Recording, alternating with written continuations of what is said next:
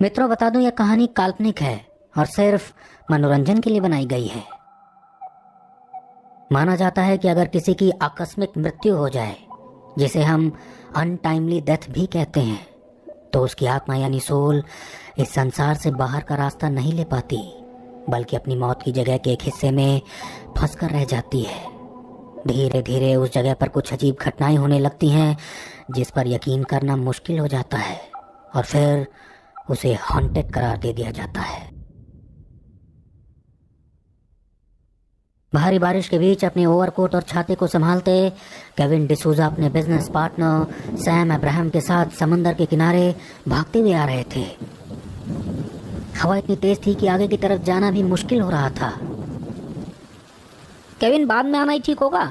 समंदर की धाराएं आज आक्रामक लग रही हैं। मौसम विभाग ने भी तूफान आने की संभावना जारी की है। Let's go back.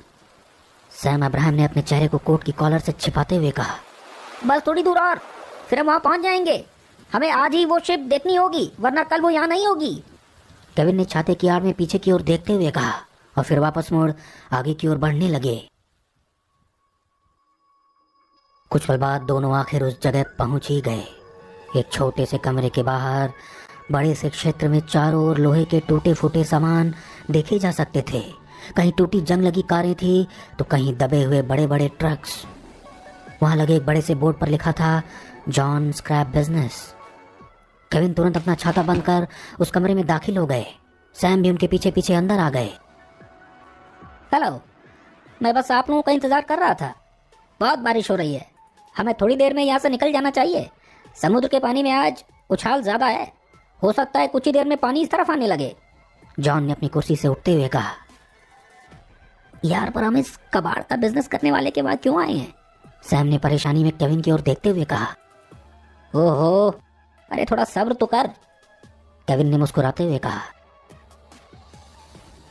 आइए, वो बाहर से दाईं की ओर है। जॉन ने अपना वाटरप्रूफ कोट पहन बाहर की ओर निकलते हुए कहा। केविन और सैम भी अपना अपना छाता खोल जॉन के पीछे चल दिए। थोड़ी दूर चलने के बाद जॉन एक बड़े जंग लगे जहाज के सामने आकर खड़ा हो गया। ये लीजिए, ये टागो शिप जो आप देखना चाहते थे। कहते हैं उस जमाने में इससे बेहतर और बड़ा जहाज था ही नहीं। न जाने कब से ये यहीं पड़ा हुआ है। हम इसे कल टुकड़ों में तोड़ इसका लोहा बाजार में बेचने की सोच रहे थे कि आपका कॉल आ गया और आपने बताया आप इसे खरीदना चाहते हैं। जॉन ने शिप की ओर देखते हुए कहा। Wow, what a ship! अगर इसकी थोड़ी मरम्मत करा दें और पेंट करा दें तो क्लास पार्ट लगेगी। केविन ने शिप की ओर देखते हुए कहा। पर तू इसका करेगा क्या? सैम ने हैरानी में पूछा। अरे यार, यही तो मेरा सपना था कि मैं खुद की एक बड़ी शिप ले सकूं, जिस पर हम पिकनिक मना सकें, बिजनेस पार्टीज कर सकें। केविन ने सैम की ओर देखते हुए कहा। तो डील? केविन ने जॉन की ओर हाथ बढ़ाते हुए कहा। Yes yes, deal. जॉन ने भी हाथ मिलाते हुए कहा।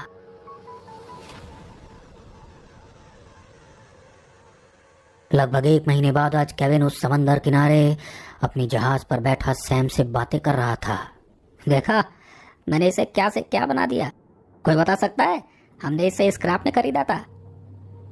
केविन अभी अपनी बात पूरी करता, जहाज के एक हिस्से से एक व्यक्ति सूट बूट में सज उन दोनों की ओर बढ़ने लगा। सैम, ये है मिस्टर देव। इंडिया से आज ही यहाँ आए हैं, तो मैंने इन्हें अपने टूर में शामिल कर लिया। केविन ने देव की ओर देखते हुए कहा। हेलो देव। सैम ने देव से हाथ मिलाते हुए कहा। हो, तो बस हम 3 लोग ही हैं इस पूरे टूर में? देव ने पूछा। नहीं नहीं, नीचे हमारे ऑफिस के 2 कॉलीग्स अल्बर्टा और संधू भी हैं, वो भी बस ऊपर आते ही होंगे। केविन ने कहा। तो प्लान क्या है हमारे इस 4 दिन के एडवेंचर टूर का? देव ने पूछा। हम यहाँ से सीधे लाइट हाउस जाएंगे। सुना है वो एक हिस्टोरिकल यानी ऐतिहासिक डेस्टिनेशन है, और ये जहाज लगभग 50 सालों तक वहीं तैनात था। कहा जाता है वो लाइट हाउस लगभग 10 मंजिल ऊंचा है और एक टापू पर बना है, जहां से 1960 में दुश्मनों पर कड़ी नजर रखी जाती थी। हम वहीं अपना टेंट लगाएंगे। इस शोरगुल से दूर 2 दिन वहां रुक फिर से ऊर्जा से पूर्ण वापस आ जाएंगे। केविन ने उत्सुकता से कहा। कुछ ही पल बाद वो जहाज समंदर में हो लिया और पानी को चीरता आगे की ओर बढ़ने लगा। धीरे धीरे अंधेरा गहराने लगा और पानी का शोर बढ़ने लगा। केविन और सभी लोग जहाज के ऊपरी हिस्से में बैठ गप्पे लड़ाने में व्यस्त थे। इसे कहते हैं हॉलिडे। खुले आसमां में तारों के नीचे बीच समंदर में इस तरह बिना किसी टेंशन के कुछ पल दोस्तों संग बिता लेना। देव ने अपनी कुर्सी से उठ जहाज के एक सिरे की ओर जाकर समंदर की ओर देखते हुए कहा, बात तो सही है, शहर के शोरगुल में ये सब देखने को कहाँ मिलता है। सैम ने कहा। तभी जहाज के निचले हिस्से से किसी के चीखने की आवाज आई। सबके सब कुछ पल के लिए चुप से हो गए। ये आवाज किसकी? देव ने सोचते हुए कहा। पता नहीं, हम सब तो ऊपर हैं और कप्तान अपने कैबिन में होगा। हमें नीचे चलकर देखना चाहिए। केविन ने अपनी कुर्सी से उठते हुए कहा। केविन, देव, अल्बर्टा, सैम और संधू पांचों जहाज के ऊपरी हिस्से से धीरे धीरे नीचे उतरने लगे।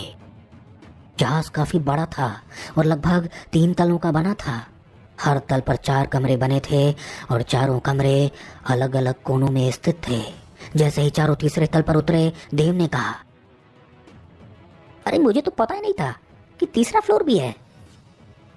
तुमने तो बस हमें दूसरा और पहला फ्लोर ही दिखाया था, और ये फ्लोर कुछ अजीब क्यों दिख रहा है, मानो बहुत पुराना हो। इस हिस्से में भी काम बाकी है, टूर से आने के बाद करवाएंगे, केविन ने कहा। तब सैम ने केविन के कान में धीरे से कहा, जो लोग यहाँ काम करते थे उनका कहना था तीसरा तल ठीक नहीं है, यहाँ कुछ गड़बड़ है। याद है, यहाँ उनके साथ कुछ अजीब होता था। वो पीटर, वो अपना एक हाथ ही गंवा बैठा था, और वो माइक जो यहाँ से नीचे कूद गया था। इसीलिए तो इस जगह पर काम नहीं हो पाया था। यार वो सब हादसा था, फालतू की बात पर ध्यान मत दो, केविन ने थोड़ा गुस्से में होते हुए कहा। एल्बर्टा, संधू, तुम दोनों उसको नहीं देखो। सैम, देव, तुम दोनों दाईं तरफ जाओ, मैं सामने की ओर देखता हूँ, केविन ने कहा। सभी बताई गई दिशा में चले गए। केविन आगे बढ़ गया। जहाज की खामोशी केविन को अंदर तक टटोल रही थी।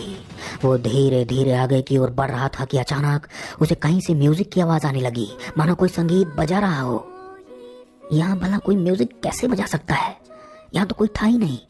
केविन ने सोचते हुए अपने कदम उस ओर तेज कर दिए। जब वो वहां पहुंचा तो हैरान हो गया। सामने एक लोहे का गेट बना था जो ऐसा लग रहा था मानो सालों से बंद हो। गेट के बाहर लाल रंग में कुछ लिखा था। केविन ने ध्यान से उसे पढ़ना चाहा। लूदिसे, इसका मतलब तो डेथ होता है। केविन ने हिम्मत जुटा उस गेट को खोलने की कोशिश की, पर वो जंग लगा गेट खुल ही नहीं रहा था। केविन ने इधर उधर देखा तो उसके सामने एक लोहे का सरिया दिखा। उसने तुरंत उसे उठा, उसी गेट के अंदर फंसा पूरी ताकत से उसे खोलने लगा। थोड़ी मशक्कत के बाद वो गेट आखिर आधा खुल गया। केविन ने आधे खुले गेट से अंदर प्रवेश किया, पर वो आश्चर्य में तब पड़ गया जब उसने देखा कि छोटी छोटी सीढ़ियां नीचे की ओर ले जा रही हैं। केविन ने अंधेरे में अंदाजन हाथ घुमा, वहां लगे एक स्विच को दबा दिया। स्विच दबाते ही अंदर लगा एक पुराना बल्ब जल उठा। केविन जब सीढ़ियों से नीचे उतरा तो वहां का नजारा देख भयभीत हो गया। चारों तरफ दीवारों पर खून के रंग में यही लिखा था, लूदिसे। केविन जब पीछे की ओर पलटा तो सामने एक पुराने रिकॉर्ड प्लेयर पर म्यूजिक बज रहा था। वो हैरान हो गया। वो रिकॉर्ड प्लेयर धूल से ढका था। मकड़ी के जाले भी उस पर देखे जा सकते थे। ऐसा कैसे हो सकता है? ये कमरा तो सालों से बंद लगता है, और ये रिकॉर्ड प्लेयर चल कैसे रहा है? इसकी हालत देखकर तो लगता है ये 60 से 70 साल पुराना है। केविन को कुछ समझ नहीं आ रहा था। उसने अपना हाथ आगे बढ़ाया और रिकॉर्ड प्लेयर को बंद कर दिया। रिकॉर्ड प्लेयर के बंद होते ही अचानक पीछे लगी एक पुरानी टीवी चल पड़ी। Welcome to my ship. हमने इसे खास तौर पर निगरानी के लिए बनाया है, लेकिन याद रहे इसमें कोई भी बाहर का व्यक्ति ना आने पाए। केविन यह देख अंदर तक सहम गया। एक पुरानी छोटी सी टीवी पर ब्लैक एंड व्हाइट चित्र में एक नेवी का कप्तान बार बार एक ही बात दोहरा रहा था। केविन और कुछ समझता उसे बाहर से संधू के चिल्लाने की आवाज आने लगी। केविन तेजी से ऊपर की ओर भागने लगा। दौड़ते हुए जब वो वहां पहुंचा तो एक कमरे के बाहर संधू रो रहा था। सैम और देव भी उसकी चीख सुन वहां पहुंच गए थे। केविन ने कांपती आवाज में पूछा, संधू, एल्बर्टा कहाँ है? हुआ क्या है? संधू ने रोते हुए अंदर की ओर इशारा किया। केविन, सैम और देव जब अंदर आए तो उनके रोंगटे खड़े हो गए। सामने की दीवार पर अल्बर्टा हवा में लटकी थी। उसके दोनों हाथ खुले थे और दोनों हाथों में बड़े बड़े लोहे के सरिये लगे थे। उसकी आंखें पूरी सफेद हो चुकी थी और वो बार बार एक ही बात दोहरा रही थी।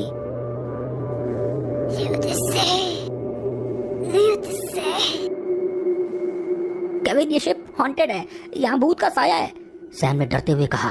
तभी उन तीनों को बाहर से वापस संधू के चिल्लाने की आवाज आने लगी। तुम दोनों अल्बर्टा के साथ यहीं रुको।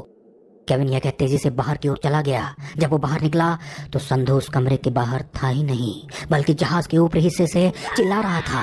केविन भागते हुए ऊपर जा पहुंचा। संधू जहाज के एक सिरे से समंदर की ओर देख इशारा कर रहा था। जब केविन ने समंदर की ओर देखा तो अपनी आंखों पर यकीन नहीं कर पाया। जहाज का कप्तान समंदर में डूब रहा था। उसका बस एक हाथ समंदर के बाहर ऊपर दिख रहा था, जो खून से लथपथ था। केविन ने संधू से पूछा, ये कैसे हुआ? मुझे नहीं पता, लेकिन वो लूद से कह रहा था। केविन को समझ नहीं आया।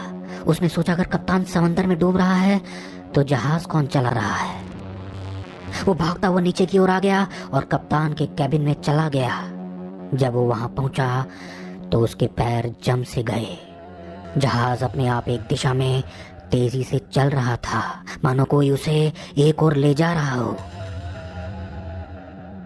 मित्रों, सुनाऊंगा आगे की कहानी द हॉन्टेड शिप भाग 2 में। आखिर क्या है उस जहाज का राज? क्या हो रहा है अल्बर्टा के साथ? क्या वो शिप? आज भी कई ऐसे तथ्य हैं जिनको मानव ठीक से जान नहीं पाया, और जिसको वो जान नहीं पाता उससे वो डरने लगता है। मित्रों, सुना रहा हूं नई कहानी द डार्क हाउस। कुराबा शहर से दूर पहाड़ी इलाके में स्थित एक छोटा सा गांव था। पहले ये गांव लोगों से भरा था, पर अचानक यहाँ कुछ अजीब होने लगा, जिसकी वजह से लोग ये गांव छोड़ जाने लगे। यहाँ के लोगों का मानना था यहाँ हर रात कुछ अजीब दिखने वाले लोग पूरे गांव में घूमते हैं, जो लगभग हर किसी के घर जा उनकी खिड़कियों से अंदर झांकते हैं, पर सुबह होते ही वो वापस गायब हो जाते हैं। नील लगभग 10 साल बाद वापस अपने गांव कुराबा आए थे। ठीक 10 साल पहले उनके साथ यहाँ कुछ अजीब हुआ था, जिसकी वजह से वो रातों रात ये गांव छोड़ मुंबई चले गए थे। उनके साथ उनके मित्र मधुर भी आए थे। मधुर एक मशहूर लेखक थे और अपनी अगली सस्पेंस नावल लिख रहे थे। दोनों बस से उतर पैदल ही गांव के कच्चे रास्ते से नील के घर की ओर जा रहे थे। तेरा गांव तो सच में डरावना दिखता है भाई। चारों तरफ बर्फ और दूर दूर तक कोहरे से ढकी ये वादियां अपने आप में एक कहानी बयां कर रही हैं। पर तू ये गांव छोड़कर मुंबई गया क्यों? मधुर ने मजाकिया अंदाज में कहा। कुछ है यहाँ जो अजीब है।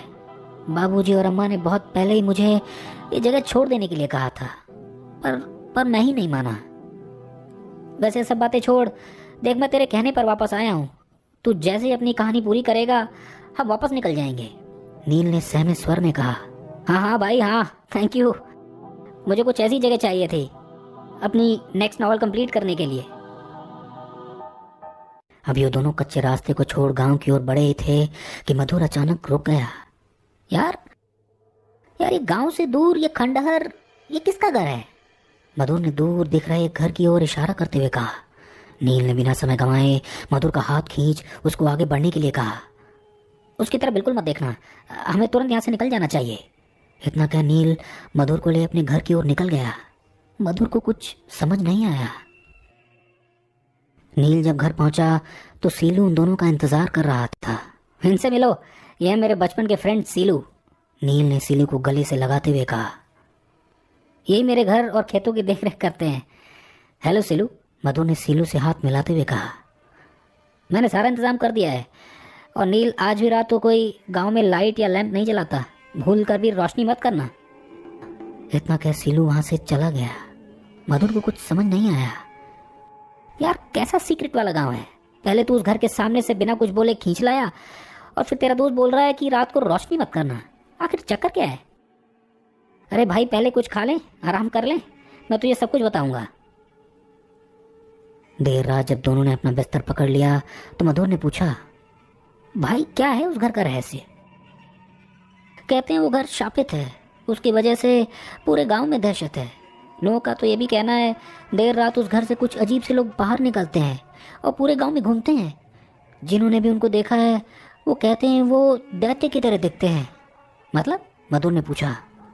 मतलब ये कि वो हमारी तरह नहीं दिखते, उनका बड़ा सा सर है, वो खड़े होकर नहीं बल्कि झुककर चलते हैं, उनके हाथ और पाँव में बड़े बड़े नाखून हैं और वो अजीब सी आवाज़ में बातें करते हैं। अच्छा, तो तुम इस अफवाह के कारण गांव छोड़कर चल दिए? मधुर ने कहा। नहीं, मैंने खुद उनमें से एक को करीब से देखा है, नील ने कहा। ये बात सुनते ही मधुर कुछ देर के लिए चुप हो गया, मानो नील की उस आवाज में छुपी सच्चाई मधुर को छू गई हो। न जाने कब बातें करते करते वो दोनों सो गए। बीच रात लगभग 1 बजे मधुर की नींद अचानक खुल गई। शायद उसे प्यास लगी थी। वो किचन की ओर बढ़ वहां लाइट जला पानी पीने लगा। पानी पी वो अभी वापस मुड़ता उसकी चीख निकल गई। सामने खिड़की पर एक काली परछाई उसकी ओर देख रही थी, मानो एक विशालकाय व्यक्ति बड़ा काला कम्बल ओढ़ अपनी चमकती लाल आंखों से उसकी ओर देख रहा हो। वो बार बार अजीब सी आवाज में कुछ बोल रहा था। तभी नील ने भागते हुए वहां किचन की लाइट बंद कर दी और मधुर के मुंह पर हाथ रख उसे चुप रहने का इशारा किया। धीरे धीरे नील मधुर को नीचे की ओर झुका कमरे में ले आया। भारी सांस लेते हुए मधुर ने पूछा, वो क्या था? सीलू ने कहा था ना यार रात को कोई लाइट मत जलाना, पर वो था कौन? पसीने से तरबदर मधुर ने दीवार का सहारा लेते हुए कहा, वही अनजान लोग जो अंधेरी रात में इस पूरे गांव में घूमते हैं। मधुर को यह सब कुछ अजीब लग रहा था। किसी तरह उसने वो काली रात काट ली। अगली सुबह मधुर और नील गांव घूमने निकल गए। यार, हर घर के आगे काला कपड़ा क्यों लगा है? मधुर ने पूछा।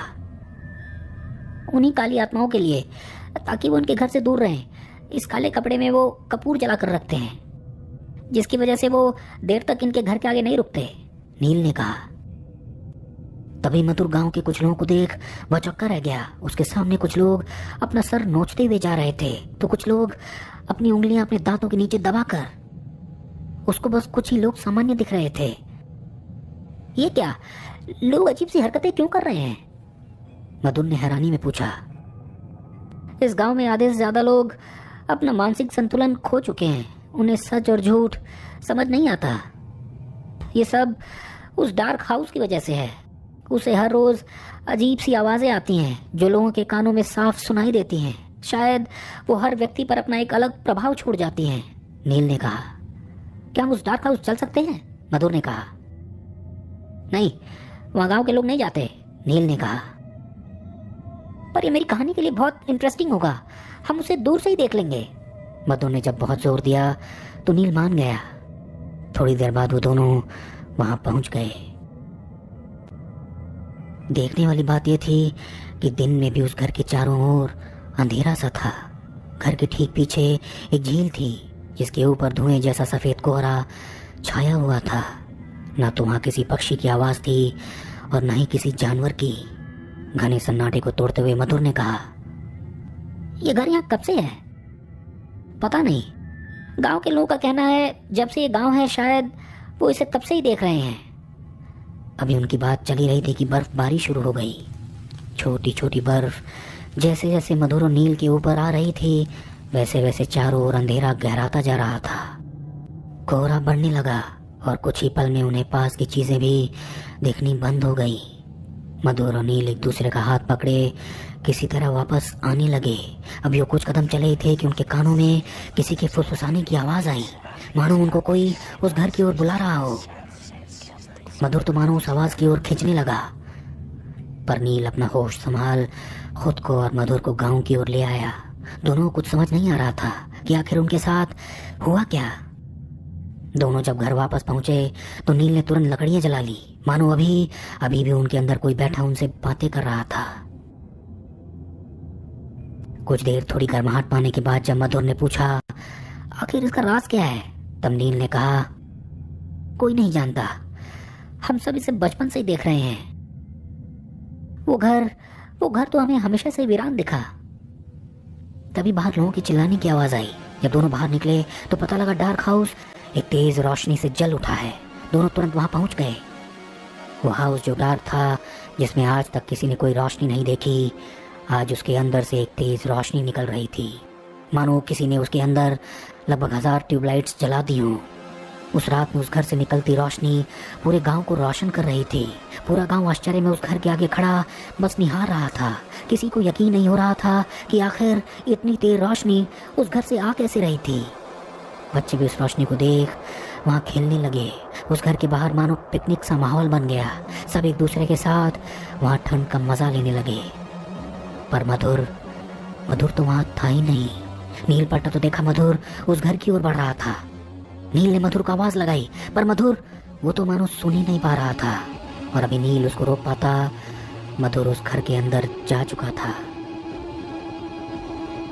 बहुत देर इंतजार करने के बाद जब मधुर वापस नहीं आया तो नील वापस घर चला आया। पूरा गांव भी नज़ारा देख धीरे धीरे वहां से चला गया।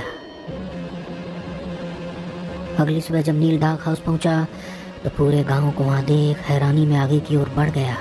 जैसे ही वो उस घर के बाहर पहुंचा वो कुछ पल के लिए सुन्न रह गया। वो गायब हो चुका था। वो डार्क हाउस जो सालों से खंडहर बना हुआ टिका था, वो एकदम से आंखों से ओझल हो गया। किसी को यकीन नहीं हो रहा था कि ऐसा कैसे हो सकता है। पूरा का पूरा घर कैसे गायब हो सकता है। नील को मधुर की फिक्र होने लगी। वो अफरा तफरी में इधर उधर मधुर को खोजने लगा, पर वो नहीं मिला। जब नील इस रहस्य को नहीं जान पाया तो उसने मशहूर डिटेक्टिव बुमरा को फोन लगा ही लिया। क्या डिटेक्टिव बुमरा उस डार्क हाउस के बारे में जान पाएंगे? क्या वो मधुर का पता लगा पाएंगे? सुनाऊंगा आगे की कहानी अगले भाग में। मित्रों, यदि ये कहानी आपको पसंद आई तो इसे लाइक और शेयर जरूर करें। अंधकार अक्सर कुछ ऐसे रास्ते दिखलाता है जिनको हम खुली आंखों से तो नहीं देख पाते, लेकिन बंद आंखों से उस छोर की ओर बढ़ जाते हैं। पर जब हम वहां पहुंचते हैं तो पाते हैं हम कुछ ऐसा अनुभव कर सकते हैं जिसकी कल्पना हम सपने में भी नहीं कर सकते। सोमू का जीवन अब न छटने वाले अंधकार से हमेशा के लिए घिर चुका था। उसकी आंखें अब बस अंधेरे को ही देख सकती थी। बाहर का उजाला उसे कब का नाराज हो हमेशा के लिए उससे कहीं दूर चला गया था। बचपन में हर उस लुभावनी वस्तु, यहां तक कि आसपास जाते लोगों को भी चित्र में उतार देने वाला सोमू जब 10 साल का हुआ तो अचानक उसकी आंखों की रोशनी मध्यम होने लगी और देखते ही देखते वो अंधकार के आगोश में समा गया। मां तो जन्म देते ही चल बसी थी और पिता रघुवीर, उसने कोई कसर न छोड़ी थी। एक से बड़े एक डॉक्टर को दिखाने के बाद भी मायूसी हाथ लगी और सोमू को आजीवन अंधा ही रहने का मत दे दिया गया। उसे भी समझ नहीं आया कि आखिर अचानक उसकी आंखें इस तरह उसे क्यों रूठ गई। पापा, मुझे क्यों नहीं दिखाई देता? ये अंधेरा मुझे डराता है और अब तो कोई मुझसे दोस्ती भी नहीं करता। सब कहते हैं अब पूरा जीवन मैं इसी तरह दूसरों पर बोझ बनकर जीता रहूंगा। क्या ये सच है? अक्सर सोमू अपने पापा से पूछ बैठता और उसके पापा मायूसी में बुदबुदा कर रह जाते।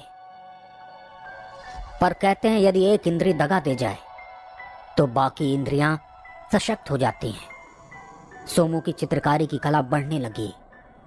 अब वो स्केचिंग के साथ साथ पेपर यानी कागज के खिलौने बनाने लगा। कभी वो जहाज बनाता तो कभी तोता। कभी कभी तो उसके पेपर आर्ट को देख उसके पिता भी अचंभित हो जाते। पर जब भी वो बाहर बच्चों के पास जाता वो उसके साथ गलत व्यवहार ही करते। एक रात वो जब एक ऑडियो बुक सुन रहा था तो नरेटर की एक बात उसके दिमाग में अटक गई। आप किसी भी वस्तु को जीवंत रूप दे सकते हैं, बस आपको अपनी इंद्रियां केंद्रित कर खुद को भरोसा दिलाना होगा कि आप रचनाकार हैं। सोमू ने आओ देखा ना ताव बिना देरी के कागज का एक पुतला बनाने लगा। सुबह होते होते उसकी उम्र का एक बच्चा उसके सामने था। फर्क इतना था, वो पूरा कागज का बना था। वो दिन भर उसके सामने बैठा रहा, मानो वो कागज का बना लड़का अभी खड़ा हो जाएगा और उससे बातें करने लगेगा। तुम जब जीवंत हो जाओगे तो मैं तुम्हारा नाम शिबू रखूंगा और तुम मेरे सबसे खास दोस्त बनोगे। मैं फिर से तुम्हारी आंखों के जरिए दुनिया को देख सकूंगा। सोमू उस पुतले के सामने बैठा पूरे दिन इंतजार करता रहा, पर वो बेजान पड़ा रहा, एक कागज के ढेर की तरह। इतनी मेहनत के बाद भी सोमू को समझ नहीं आया कि आखिर उससे गलती कहां हुई। वो एक के बाद एक पुतले बनाता गया, पर हर पुतला बस बेजान ही रहा। एक हफ्ते बाद भी उसने जिद न छोड़ी और अपना चौथा पुतला बना वो एकटक उसको देखे जा रहा था। शायद उस व्यक्ति की बात गलत थी। हर वस्तु में जान नहीं भरी जा सकती। तुम भी बस बेजान ही रह जाओगे। उसने गुस्से में पुतले को एक तरफ फेंक दिया और नम आंखें लिए सो गया। जब रात का सन्नाटा गलियों को घेरे बैठा था और सोमू गहरी नींद में गोते लगा रहा था, अचानक एक आहट को सुन वो चौंक कर उठ गया। कौन है? पापा? अरे मैं तुम्हारा दोस्त शिबू। पहले तो सोमू कुछ देर चुप रहा, मानो उसने किसी भूत की आवाज सुन ली हो। फिर एकदम से बोल पड़ा, कोई कोई कोई मेरे साथ मजाक कर रहा है ना? अरे ऐसा क्यों? तुमने ही तो मुझे बनाया और अब मानने से इनकार कर रहे हो। कितनी मेहनत से बनाया तुमने मुझे, और अब दोस्त के साथ ऐसा व्यवहार ठीक नहीं। क्या क्या ये सच है? तुम सच में जीवित हो गए हो? सोमू के चेहरे पर मुस्कान खिल उठी थी। हाँ बिल्कुल सच। अब मैं तुम्हारे साथ हमेशा रहूंगा, लेकिन तुम्हें मुझे व्यस्त रखना होगा। मुझे कोई ना कोई काम देते रहना होगा। चलो बताओ, सबसे पहले तुम क्या चाहते हो? बताओ, मैं अपने दोस्त के लिए क्या कर सकता हूँ? कागज का शिबू उठ खड़ा हुआ। तुम क्या ताकतवर भी हो? सोमू पूछ बैठा। हाँ तो बस बताओ क्या करना है? शिबू ने जोर दिया। वो अनय मुझे हमेशा परेशान करता रहता है। सबके सामने मुझे धक्का मारता रहता है, अपनी उंगली मेरे सर में गड़ाता रहता है। मुझे बहुत दर्द होता है। क्या तुम उसे सबक सिखा सकोगे? सोमू की बात सुन शिबू कुछ देर वहां खड़ा रहा। ठीक है, मैं यूं गया और यूं आया, पर इतनी रात। सोमू कुछ बोलता शिबू वहां से जा चुका था। कुछ देर बाद जब शिबू लौटा तो बहुत खुश था। ये लो, तुम्हारे लिए कुछ लाया हूं। सोमू ने हाथ आगे बढ़ाया तो शिबू ने उसके हाथ में कुछ रखा। ये क्या है? ये तो कुछ गीला सा लग रहा है। ये अनय की कटी हुई उंगली है। मैं उसकी वो उंगली ही ले आया जिससे वो तुम्हें परेशान करता था। अब वो तुम्हें कभी परेशान नहीं कर पाएगा। शिबू हंसने लगा। ये बात सुनते ही सोमू के हाथ ठंडे पड़ गए। उसने कांपते हाथों से वो उंगली फेंक दी और अपने हाथ अपने शर्ट से पोंछने लगा। ये क्या किया तुमने? उसे बस सबक सिखाना था। अरे तुम्हें तो खुश होना चाहिए। ठीक ही तो किया मैंने, और ऐसा ही होना चाहिए। चलो, अब मैं थक गया हूं। अब मैं पूरे दिन सोऊंगा और फिर रात में जाग जाऊंगा। अगला काम तैयार रखना। इतना क्या कागज का शिबू बेजान हो गया, मानो वो सो गया हो। सोमू परेशान हो चला था। क्या उसका दोस्त कुछ भी कर सकता है? पर उसने जो आज किया वो तो बहुत गलत था।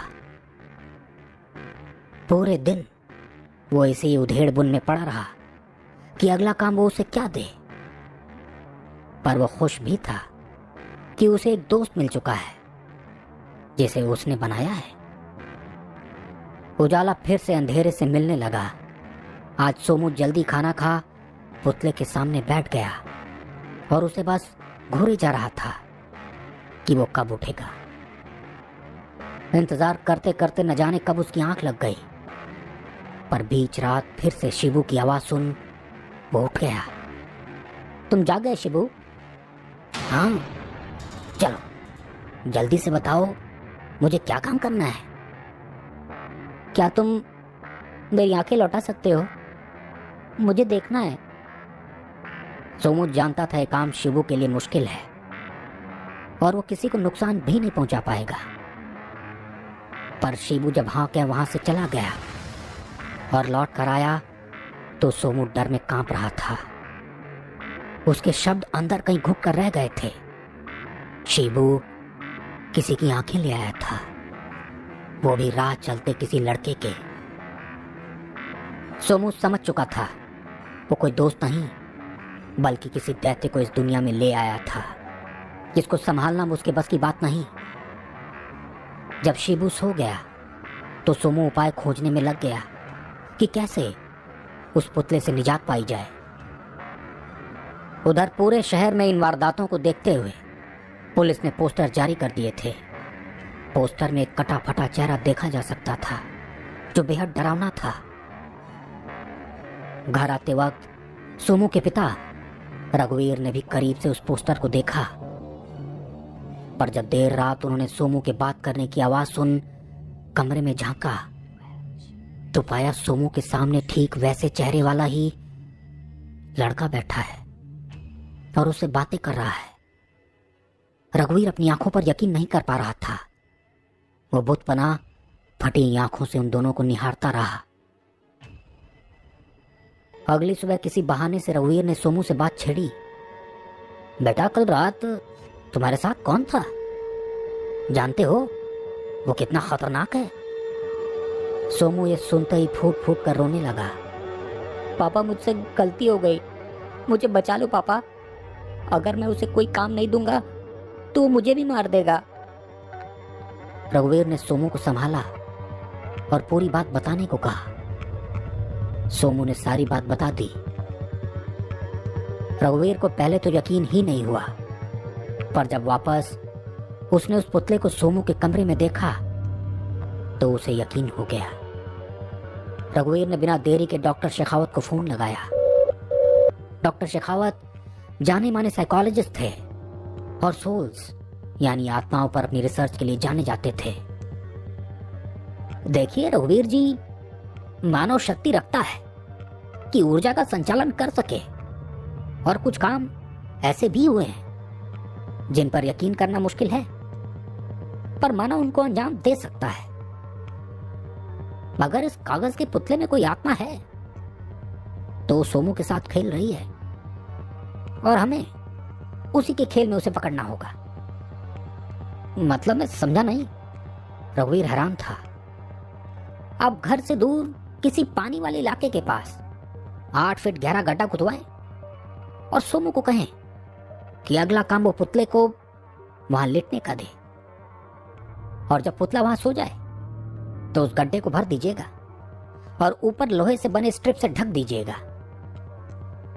याद रहे, आपको वहां लगभग 48 घंटे तक एक अंगीठी जलानी होगी ताकि वो वहीं कैद रहे।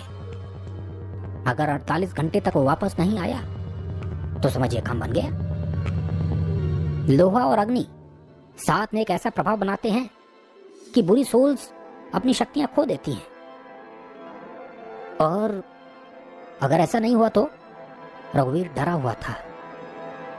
तब तो भगवान ही मालिक है। डॉक्टर शेखावत जानते थे कि शायद ये सुझाव काम कर जाएगा। रघुवीर के बताए अनुसार सोमू ने ठीक वैसा ही किया, लेकिन शिबू अड़िग था।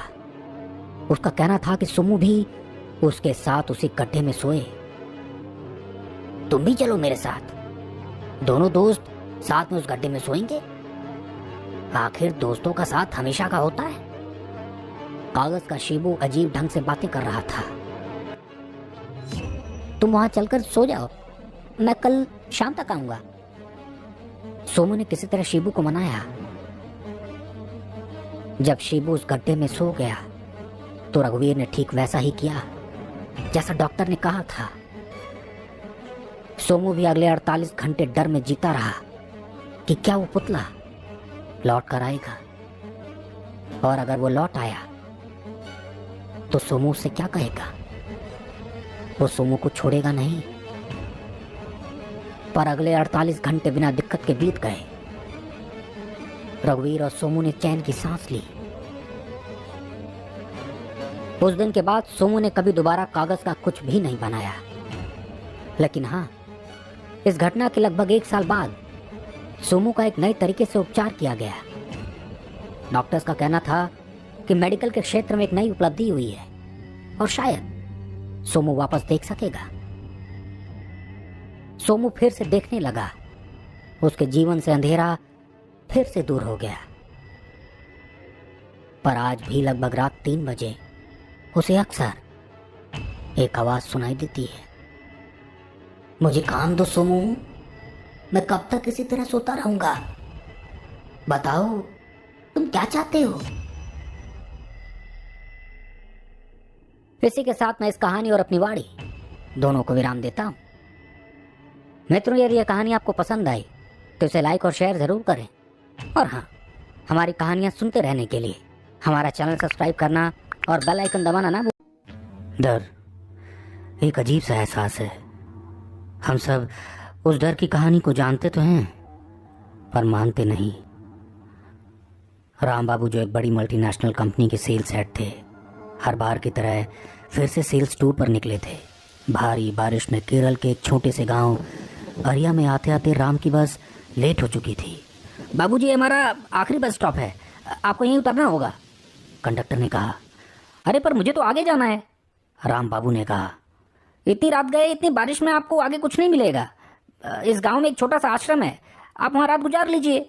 आप कल सुबह वापस शहर जा सकते हैं। कंडक्टर ने बोलते हुए बस रोक दी। राम बाबू बस से उतर अभी कुछ बोल ही रहे थे। अरे यहाँ तो बहुत अंधेरा है। बस निकल चुकी थी। किसी तरह संभलते हुए राम अपना छाता खोल पास ही एक पेड़ के नीचे जा रुके।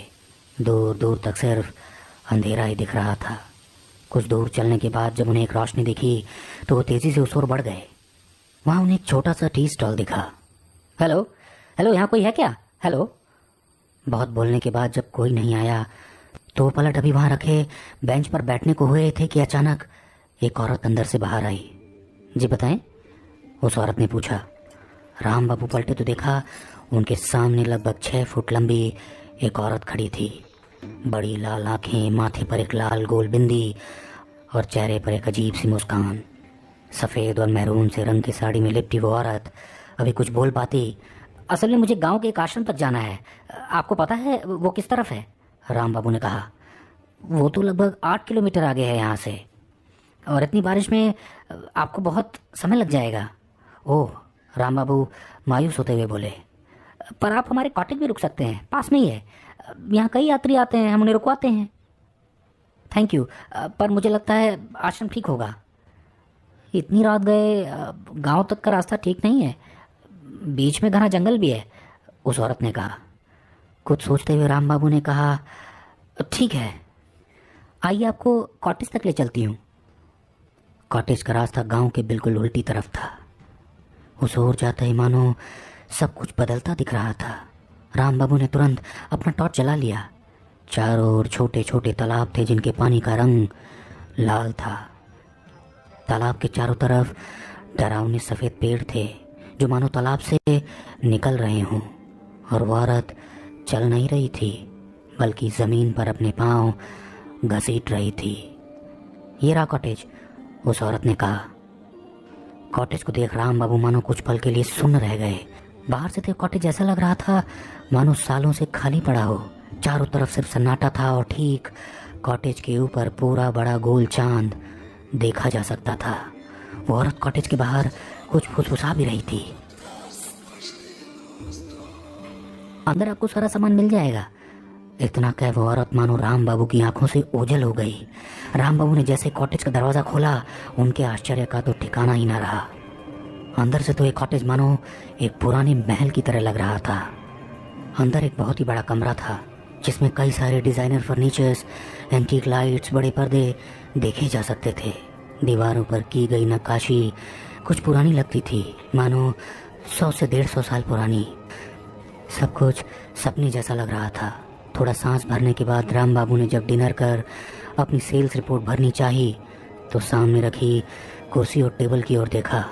दोनों ही एक बड़ी खिड़की के सामने रखे थे और मानो वो किसी ऑफिशियल काम के लिए ही बनाई गई हों। राम बाबू तुरंत उस ओर बढ़ गए।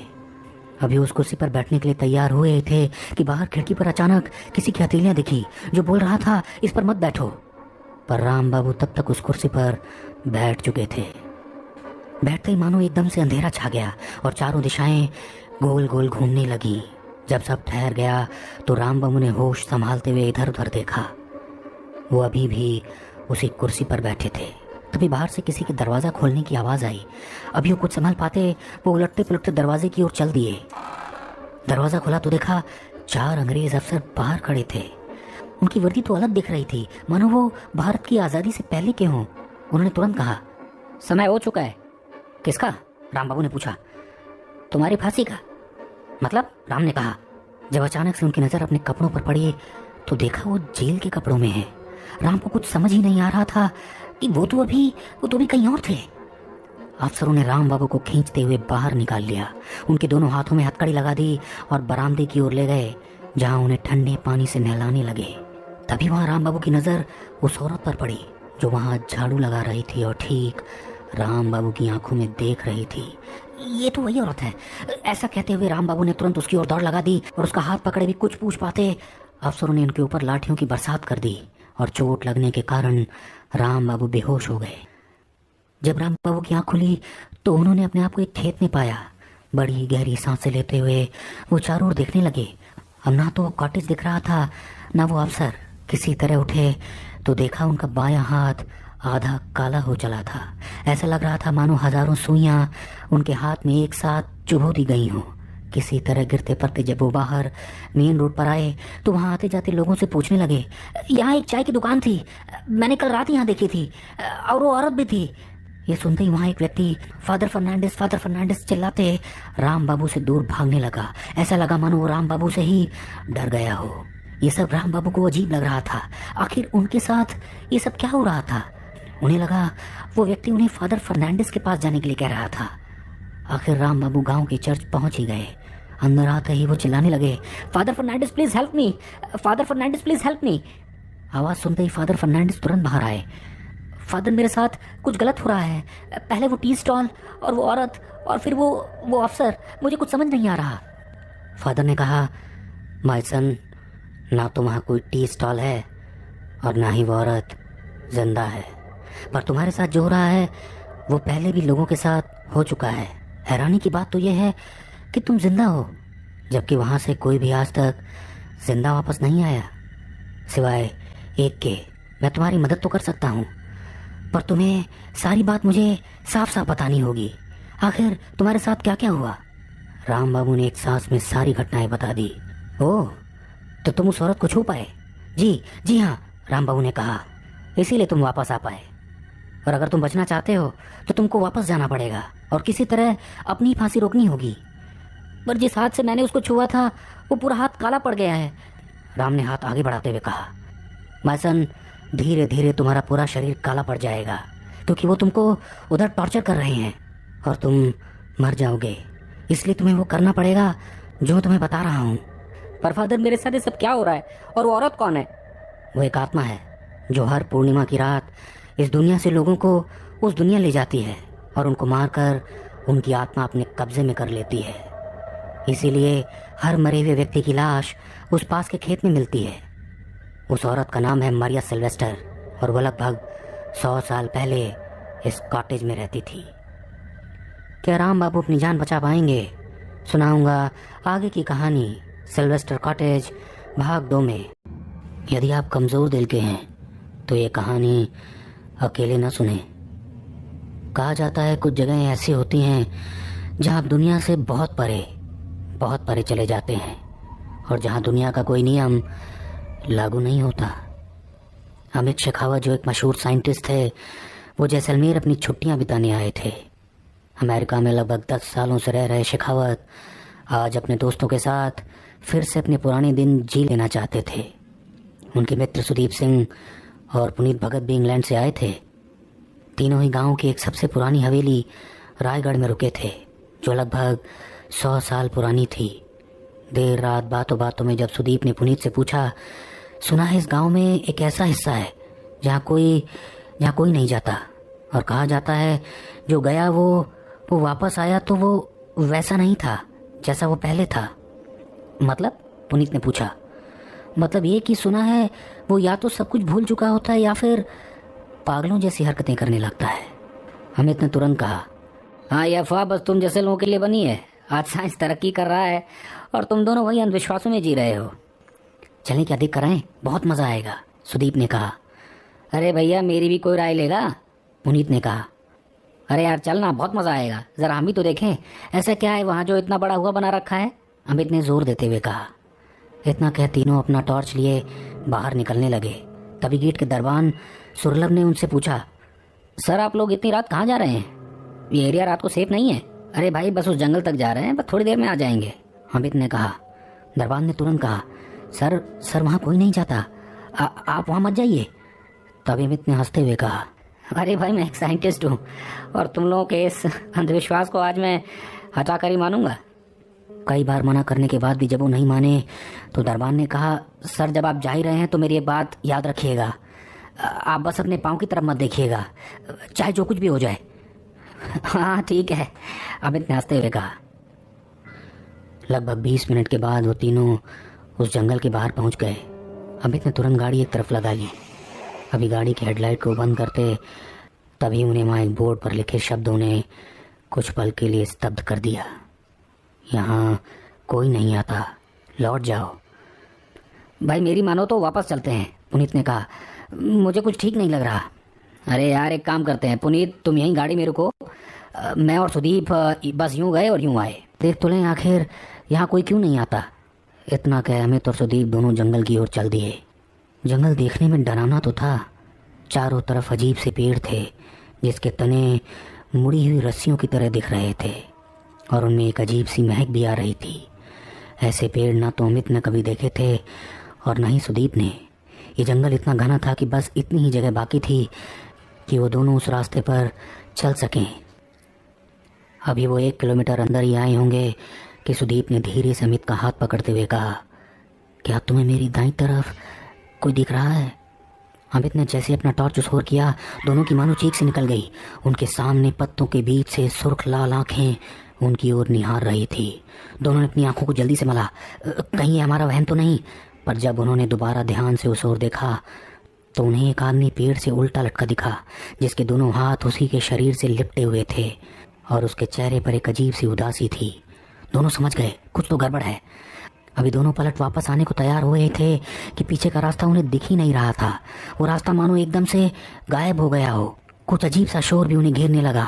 आनन फानन में दोनों इधर उधर दौड़ने लगे। कभी उन्हें कोई तालाब दिखता जिसमें कोई डूब रहा हो, तो कभी उन्हें खुद के शरीर पर ही कई सारी चींटियां दिखने लगी। जाने कितनी ही दूर वो दोनों चिल्लाते भागते रहे, पर उनकी यह चीख किसी तक न पहुंची। लगभग 4 घंटे इंतजार करने के बाद पुनीत तुरंत हवेली पर आ गया और सारी बात वहाँ के लोगों को बता दी। जब सबको लेकर पुनीत वापस जंगल के बाहर पहुंचा तो अमित और सुदीप को देख दंग रह गया। अमित अपने दोनों हाथों से ज़मीन खोदने में लगा हुआ था और कह रहा था, यही मेरी लाश है, यही मेरी लाश है।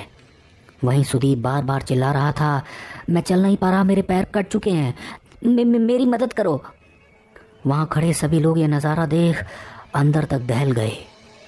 तभी वहाँ के एक व्यक्ति ने पुनीत को कहा, वहाँ कोई नहीं जाता और जो जाता है वापस वैसे नहीं आता। पुनीत ने किसी तरह उन दोनों को दिल्ली के एक अस्पताल में भर्ती कराया, पर आज तक न तो डॉक्टर्स कुछ पता लगा पाए और ना ही वो दोनों कुछ बता पाए। दोनों पैर ठीक होने के बावजूद सुदीप आज भी व्हील चेयर पर चलता है, क्योंकि उसे यकीन नहीं होता कि वो चल सकता है। और अमित वो तो हर रोज़ वही दोहराता है, मैं मर चुका हूँ, मुझे ज़मीन खोदनी है, मेरी लाश मुझे निकालनी है। जब 3 महीने इसी तरह बीत गए तो आखिर पुनीत ने एक दिन डिटेक्टिव बुमराह को फ़ोन लगा ही लिया। जानिए जंगल का रहस्य अगले एपिसोड में, जब डिटेक्टिव बुमराह खुद इस जंगल की असलियत सबके सामने लाएंगे।